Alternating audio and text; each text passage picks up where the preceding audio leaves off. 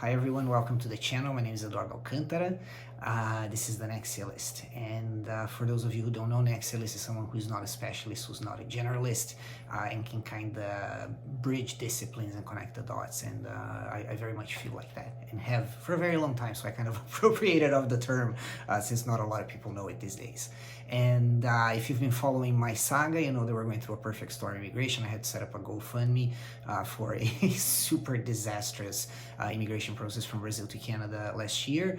For many years, I've been working on setting myself up to go into a more artistic career, which is going to involve YouTube, podcast, art, illustrating, collabs, whatever, over the next few years. But I had planned a smooth transition, and that unfortunately didn't happen. And for the last year and a half since we moved, I was supposed to be supporting my husband in his immigration process. That didn't work, while I kind of filtered myself into a new career, and that didn't happen. And after a year and a half of swimming against the current, I'm gonna swim with the current, and firstly ask for help with this GoFundMe campaign. There's links here, you can go check it out. And since I have been planning for over a decade, more than that, to really start my life with art at some point, I'm gonna do that now. Might as well do it now, no better time than the now, especially as I'm broke and 50, and wow, I've been trying to find jobs, like as a side note to the introduction of a video that has nothing to do with it, but finding a job as an immigrant is not easy. That's one of the topics that for sure we're going to discuss on the channel in the coming weeks. I'm going to be talking about pandemic pop, as you can see it on the website. At some point, I'm also going to talk about it as NFTs. I'm going to talk a little bit about pricing and whatnot. This is really just a quick video to introduce the subject, and by the end of the week we should have a full video talking about all of the work that you can see on my website, and why I'm deciding to price it the way I do, because I think that's important as well for you to know. And just as a side note, everything that I sell, at least for the foreseeable future, art-wise, there's likely to be an NFT copy of it. So there's going to be one image minted as an NFT of something, like the party of one here to my right, and there's going to be one physical copy that's signed and whatnot. So there's only one physical piece and one digital piece of anything for the foreseeable future. I think at least with printed art and drawings and illustrations, that's how I want to go. So it might not cost as little as you might want, but there's only one of it. And hopefully if I become successful as an artist over time, which is the goal, things will become more expensive, and then you can make some money off of it. And I'll explain how that concept works for NFTs as well. So welcome to the channel, and here's a brief introduction to Pandemic Pop. When you go into my website, the first image you see is an image of Pandemic Pop. It's the delayed pop with a colorful background.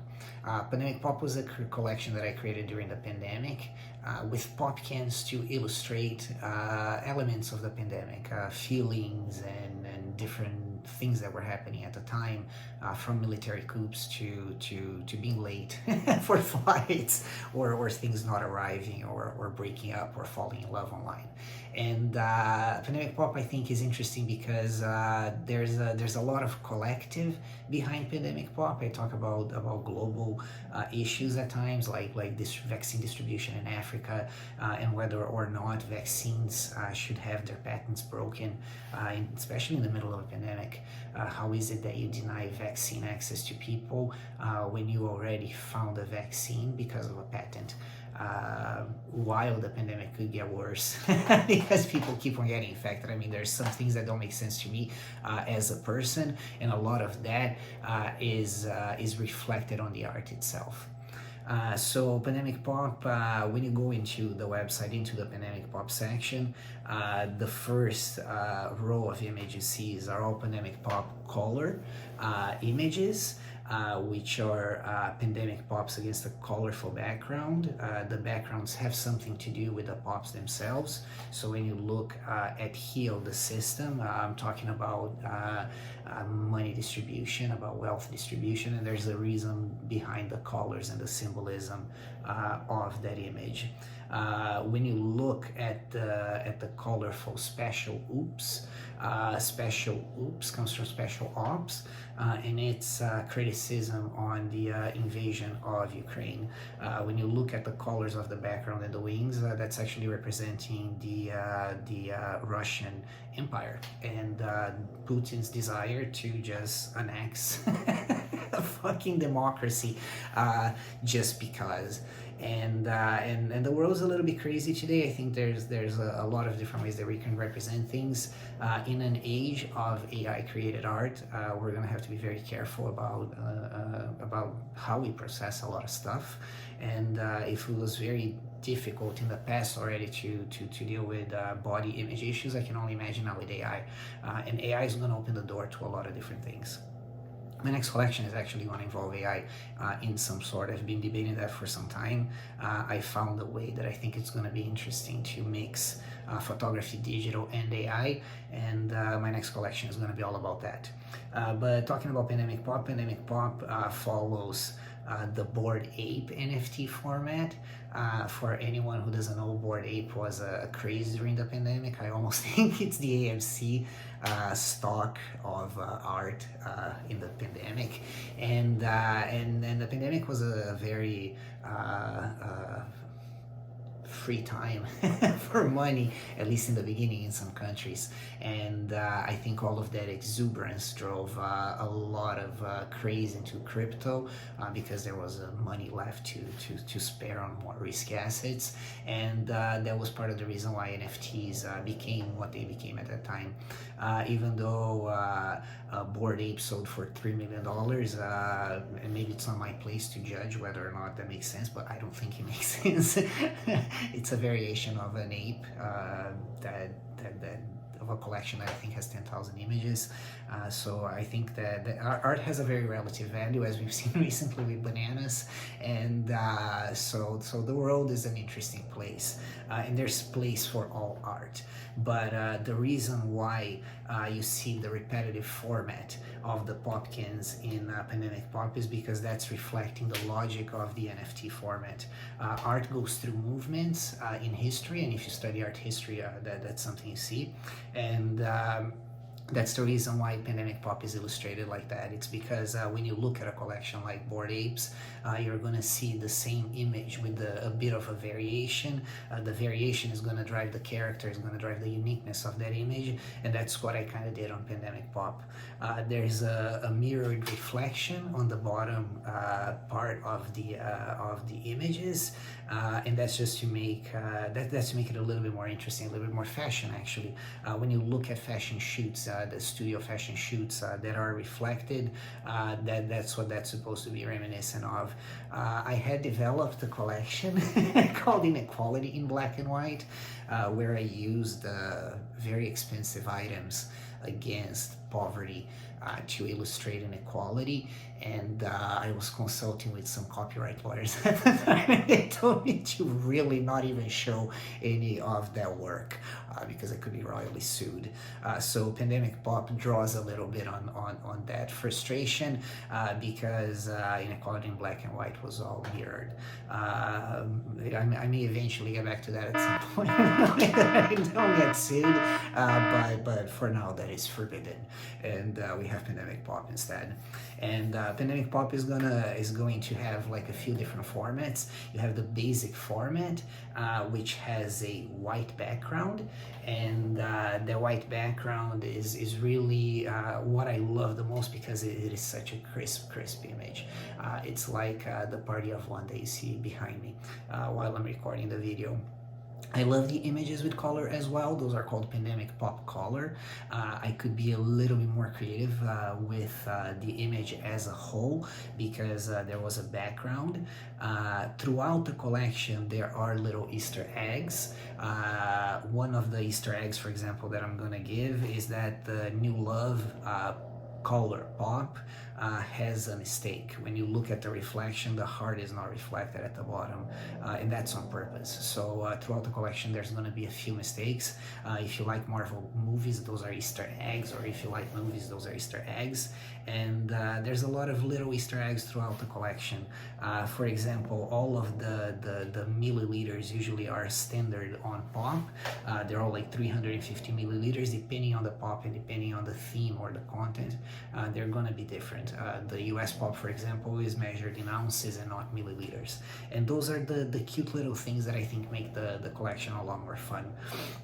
Why do I think Pandemic Pop is relevant against other NFT collections that were developed during the pandemic? Because it has content, no pun intended, but it does have content.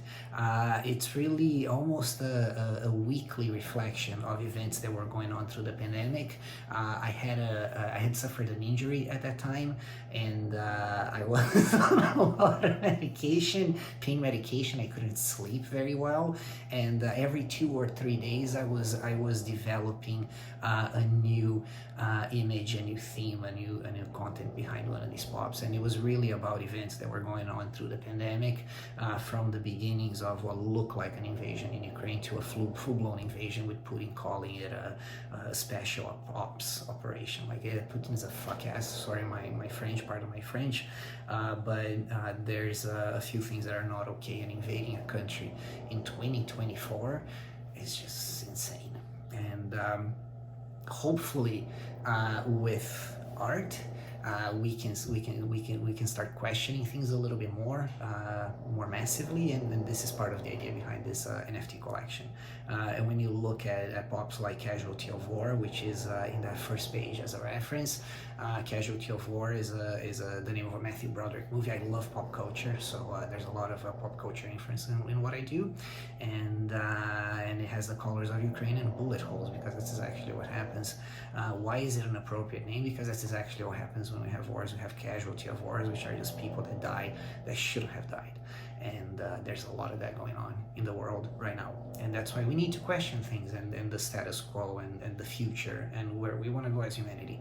And hopefully with my art, I can start some of that question. And that's why I think art is an interesting medium, is because whether it's video, whether it's print, whether it's something else, you can reach a certain number of people and propose.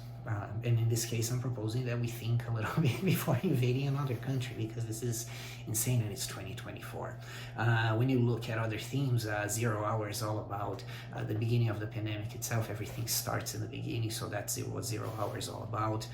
Party of One is about being alone at home, breaking the patent. It's about really not having patents on vaccines in the middle of a pandemic. And so the collection was developed. At some point, everything was being developed against a white background that got really boring. Even though it was fun, it was just too much of the same. So I started playing with dark backgrounds and light. The reflection, I think, makes it really interesting as far as an image, and those are Pandemic Pop Noir, so that's a little mini collection within the collection. After that got a little bit done, I went into colors, and then there's the Pandemic Pop color, and those are all squared shaped, while the Pandemic Pops in the white background, they have a rectangular shape. Anatomy of a Can is another different layout of images, and in Anatomy of a Can you have basically a black background with the different marketing elements that form a pandemic pop. So you're going to have the pop itself, and then you're going to have the elements of marketing like the label, the name, the brand, and whatnot.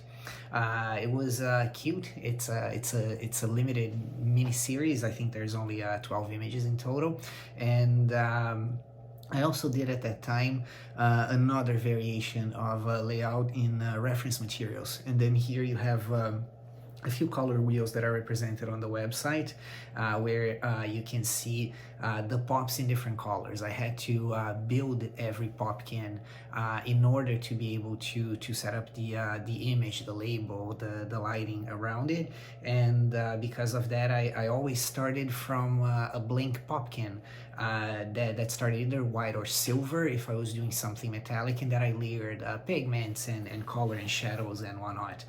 So I ended up with a whole collection of pop cans, and those made the color wheels. And that's the reference material part of the collection. So there's quite a few different collections within collections. Pandemic pops are really the white background. Pandemic pop color is anything that has a colorful background. We have pandemic pop noir, which is the evening version of the art pandemic pops. We have pandemic pop envy, where they dream of being something else. And we have reference materials, anatomy of a can. So it's a few collections within the collection, and that's why in the end it became a set of almost 300 images. It became a lot of stuff. I went into a season 1 and a season 2. The collection in total, I think, was developed over a year. And I would, if I ever worked on pandemic pop again, it would probably be some sort of three-dimensional representation of them as well. I thought of doing that in the past, and maybe, who knows, once I start into 3D printing in years from now. And that's it. That's the basic of pandemic pop. Thank you so much for your time. I'm gonna be working on different parts of the video as well for the rest of my website.